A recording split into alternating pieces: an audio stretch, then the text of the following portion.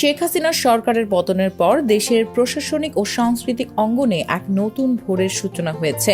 পুরনো কাঠামোকে ভেঙে নতুন রূপে গড়ে তোলা হচ্ছে অনেক কিছুই।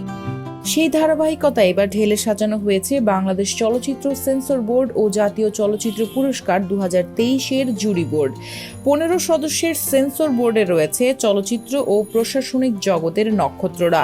নতুন এই কমিটিতে বিশেষ নজর কেড়েছে কিছু স্বনামধন্য ব্যক্তিত্বের উপস্থিতি, যেমন প্রখ্যাত শিক্ষক ডক্টর জাকির হোসেন রাজু, চলচ্চিত্র নির্মাতা খিজির হায়াত খান, আশফাক নিপুণ ও প্রতিভাময়ী অভিনেত্রী কাজী নওশাবা আহমেদ। এছাড়া রয়েছেন পরিচালক সমিতির সভাপতি পরিচালিকা তাসমিয়া আফরিন মৌ এবং সমৃদ্ধ লেখক নাজিম উদ্দিন, রফিকুল আনোয়ার রাসেলও রয়েছেন এই তালিকায়। আর এই বছরের জাতীয় চলচ্চিত্র পুরস্কারের জন্য পুনর্গঠিত জুরি বোর্ড যেন আরও এক ধাপ আলোকিত।